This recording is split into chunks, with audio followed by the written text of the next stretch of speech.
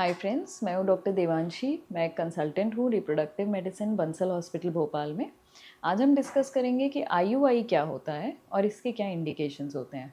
IUI का full form होता है इंट्रा यूट्राइन इंसेमिनेशन। तो इस प्रोसीजर में जिस टाइम पे ओव्यूलेशन हो रहा होता है, यानी कि जब फॉलिकल में से एग बाहर आ रहा होता है, उस टाइम पे हम maximum number of motile sperms को यूट्रस में प्लेस करने की कोशिश करते हैं, जिससे कि फर्टिलाइजेशन के रेट्स मैक्सिमाइज हो सकें।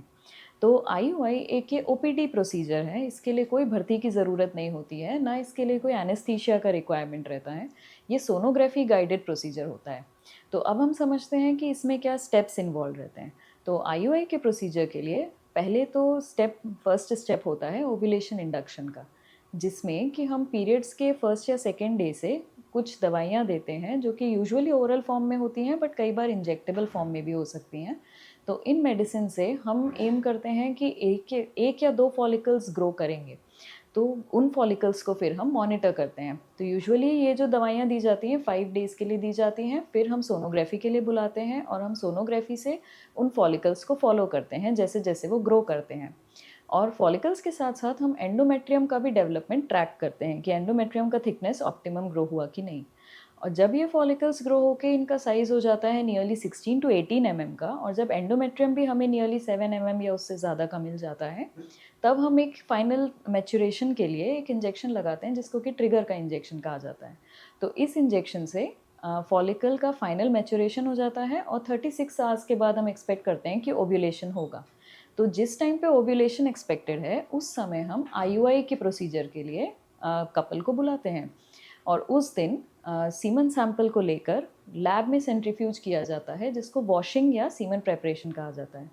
इससे वो जो मोटाइल स्पर्म्स होते हैं, मोटाइल स्पर्म्स एक पेलेट के फॉर्म में कॉन्सेंट्रेट होकर हमारे पास आ जाते हैं। तो फिर उसको हम एक एम्ब्रियो ट्रांसफ़र कैथेटर में लोड करके यूएसजी गाइडेड तरीके से 0.5 ml ऑफ सैंपल को यूट्रस के अंदर प्लेस करते हैं फेलोपियन ट्यूब्स के ओपनिंग के पास। फिर वहाँ से स्पर्म फेलोपियन ट्यूब के थ्रू होते हुए एग के पास पहुँच जाते हैं। एग भी वहाँ से आता है फेलोपियन ट्यूब में। तो फेलोपियन ट्यूब में फिर फर्टिलाइजेशन होता है और फिर एम्ब्रियो आके नेचुरली इम्प्लांट होता है। तो इस आईयूआई के प्रोसीजर में सक्सेस रेट्स होते हैं नियरली 10 to 15%।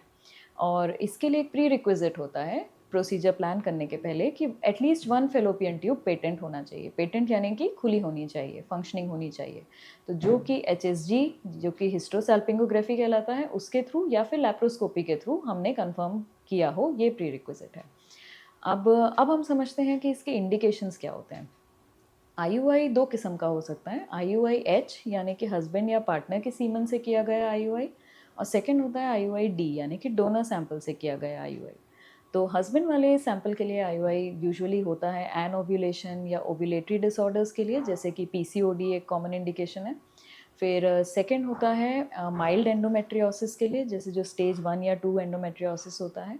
फिर अनएक्सप्लेन्ड इनफर्टिलिटी के लिए, एचआईवी सीरो डिस्कॉर्डेंट कपल्स के लिए, या जैसे जो अलग अलग सिटीज़ में रह रहे हैं जो कि नेचुरली मतलब फर्टाइल पीरियड मेंटेन नहीं कर पा रहे हों, तो उसमें भी क्या कर सकते हैं कि सीमन सैंपल को हम फ्रीज करके रख सकते हैं। फिर आईयूआई का प्रोसीजर जिस दिन होता है, वो सैंपल को हम थॉ करके आईयूआई के लिए यूज़ कर सकते हैं।